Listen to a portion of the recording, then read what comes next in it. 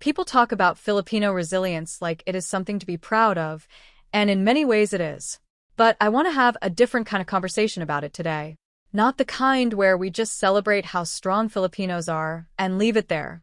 I want to talk about what resilience actually looks like from the inside, what it costs, how it is built, and at what point being forced to keep bouncing back stops feeling like strength and starts feeling like something closer to exhaustion that has no other choice but to keep moving. I have lived through more typhoons than I can count. I have evacuated, waited out storms in strangers' houses, watched trees fall, waded through floodwater, and sat in the dark waiting for electricity to come back for days at a time. I have done this in different parts of the Philippines, in different houses, at different stages of my life. And I want to tell you those stories honestly, because I think there is something important in the details that the broader conversation about Filipino resilience tends to skip over. Let me start from the beginning, with the first typhoon I truly remember. I was very young, living with my family near my grandmother's properties. She had two houses. One was in the mountains, and one was near a river. That river sat close to an area where there had been plans to build a dam during the Marcos era. Some of the infrastructure for that project had already been put in place, which changed the shape of the land and the behavior of the water around it in ways that made flooding more unpredictable during heavy rain. My grandmother ran a small store near the river, and her customers were often people from the nearby military camp who had come down from the mountains for basic supplies.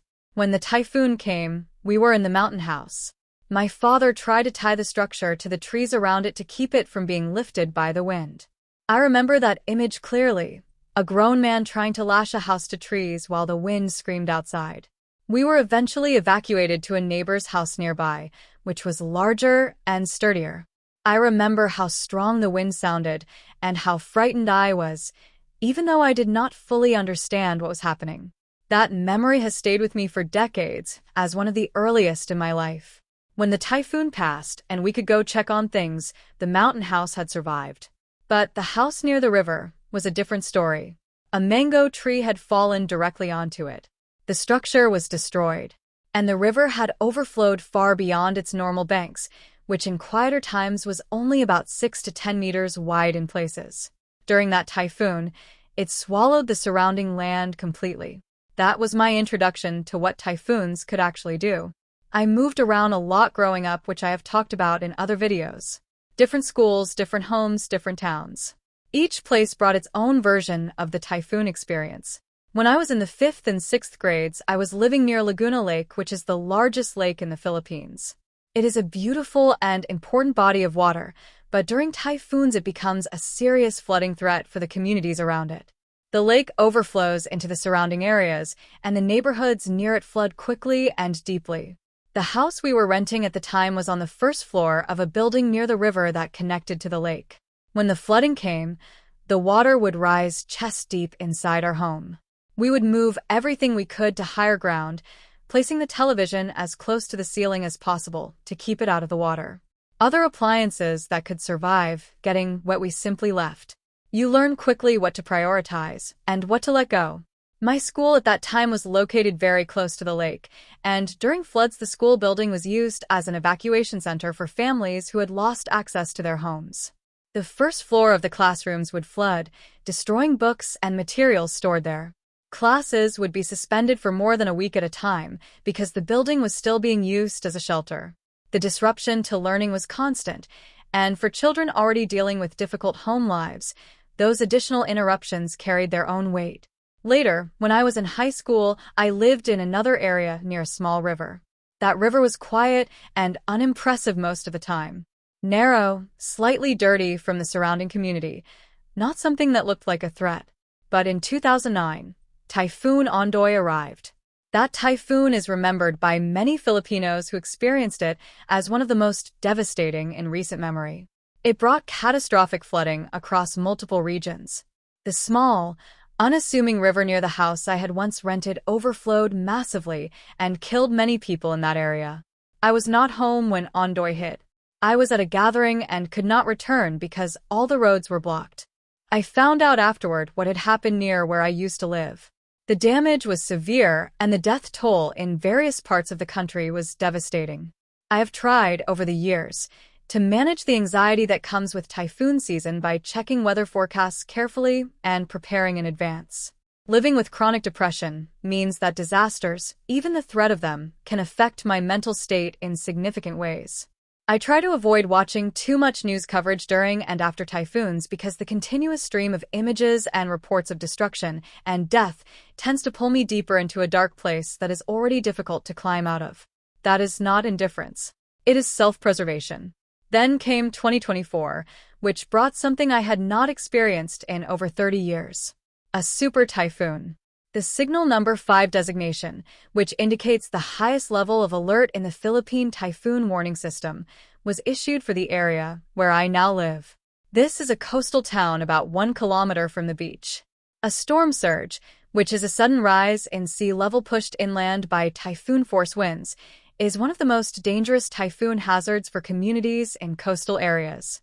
At that distance from the water, a strong storm surge is a serious threat. I had my dog Shiro with me. A friend told me they were evacuating and invited me to come. I gathered what I could, including my laptop, which is my primary means of earning income and would be impossible for me to replace if it were damaged.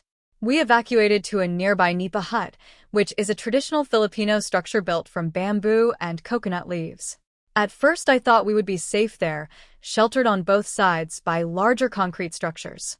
But as the wind intensified, I knew that assessment had been wrong. Shiro told me before I fully admitted it to myself. He started shaking. He kept looking upward, sensing something in the air or the sound that I could not yet detect. He was trembling steadily by the time the strongest winds arrived. I held him and watched trees begin to fall. Not small ones. Large, established trees that had stood for years. They went down one after another as the wind pushed through. A rambutan tree fell across the doorway of the nipa hut, blocking the exit. My friend called to me to evacuate to the bigger house. Her father helped clear the blocked doorway. I carried Shiro through the wind and into the concrete structure, and we waited out the rest of the typhoon there. The next day, even after the storm had passed, Shiro was still frightened. He was crying and trembling. I held him for most of that day. Animals cannot be told that it is over, that they are safe now, that the worst is past. They just carry the fear in their bodies until it slowly releases. I understood that feeling entirely. When I was able to return to my room, I found that 2/3 of the space had been damaged. Parts of the walls and ceiling had broken. When it rained afterward, water came in through the gaps. I could not afford to have the repairs done properly. So I did what I could with what I had, blocking the worst of the holes to prevent water from getting to the things that mattered most. I have a strong physiological response to getting wet unexpectedly, something that developed from earlier experiences with flooding, and so even being in a damaged room during rain requires me to manage my own nervous system responses, while also managing the practical reality of the situation. In 2025, another super typhoon came. This one was not as severe as the one in 2024 in terms of the damage to my immediate area, though other parts of the country suffered greatly, particularly in Cebu where the flooding and loss of life were devastating. Electricity was restored to my area within a few days rather than the extended outage we experienced after the 2024 storm. The internet took longer to stabilize, but the overall recovery was faster. However, faster recovery from a super typhoon is a relative term. Faster still means days without power, without reliable internet, without the ability to work, without full access to information about what is happening around you. The 2025 typhoon season also brought renewed national attention to the flood control scandal that I mentioned in a separate video. When communities flood catastrophically and investigations reveal that infrastructure projects meant to protect those communities were funded but never properly built or were built with substandard materials due to corruption, the connection becomes impossible to ignore. People online were discussing it constantly. The contrast between the suffering of ordinary Filipinos and the documented wealth of those connected to corrupted government projects generated real anger across the country. I want to say something about that anger because I think it matters. Filipino resilience is real. It is not performed for foreign observers. It is genuine, and it is functional, and it is what allows communities to come back after catastrophic loss. You see it in the videos that circulate after every major disaster, people helping strangers carry belongings through floodwater, neighbors sharing food, communities organizing their own rescue efforts when official help has not yet arrived, people smiling not because they are unaffected, but because smiling is part of how you keep moving when stopping is not an option. But resilience is not the same as being okay with the conditions that keep requiring it. And I think many Filipinos are reaching a point where the celebration of their resilience feels less like recognition and more like an excuse. If a country faces more than 20 typhoons a year, many of them intensifying due to the effects of climate change on ocean temperatures and weather patterns, and if the infrastructure that should protect people from those typhoons is repeatedly compromised by corruption, the burden on ordinary people to simply keep recovering becomes a kind of systemic abandonment dressed up as a compliment. Being called resilient when the systems that should be protecting you have failed is not praise. It is permission to keep failing those systems without consequence. The Philippines sits in what is known as the Pacific Typhoon Belt, a region of the Pacific Ocean where warm water temperatures and specific atmospheric conditions create favorable conditions for tropical cyclone formation. The country also sits along the Pacific Ring of Fire, making it vulnerable to earthquakes and volcanic activity, as well as storms. The geography that gives the Philippines its extraordinary natural beauty also places it at the intersection of multiple serious natural hazards. The Sierra Madre mountain range, which is the largest in the country and runs along the eastern coast of Luzon, sometimes acts as a barrier that weakens typhoons making landfall from the Pacific. But it can also cause storms to stall or shift direction unpredictably, making accurate forecasting in certain areas genuinely difficult. Anyone who follows typhoon paths closely knows how dramatically a storm's projected track can shift within hours. For farmers, typhoon season requires a specific kind of practical calculation that I have observed, and that deserves more recognition than it gets. When a strong typhoon is forecast, the decision to harvest crops early, before they are fully mature, is often the only way to salvage any economic value from them at all. A fully mature crop destroyed by a typhoon produces nothing.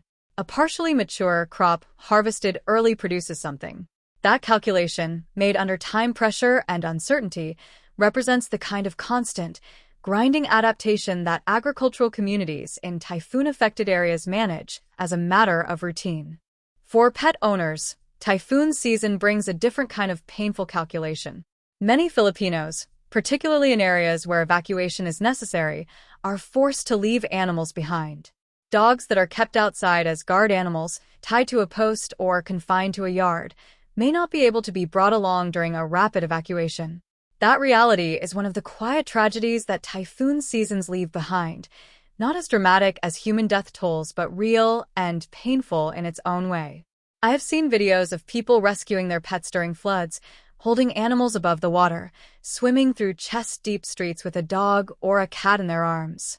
That impulse, to not leave a living creature behind when you have the choice, reflects something genuine about how people relate to the animals they care for.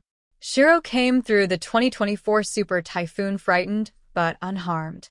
I think about what would have happened if I had not been able to evacuate him with me, if I had been somewhere else when the storm arrived, if he had been alone. I do not let myself sit with that thought for too long. He is here. We both made it through. That is what matters. I am preparing, as best I can, for what 2026 might bring. Based on recent patterns, another super typhoon feels not like a possibility, but like a probability. My area is in a location where strong storms are not rare, and the frequency and intensity of major typhoons has been increasing rather than decreasing. I am not catastrophizing. I am being realistic. Realistic preparation looks like knowing your evacuation route. It looks like having your most important items ready to move quickly. It looks like maintaining your most important income-generating equipment with whatever protection is available. And it looks like accepting, with whatever emotional steadiness you can manage, that some things will be lost, and that starting again afterward is part of the life you are living. That is resilience. Not the smiling through disaster version that gets shared as an inspirational image.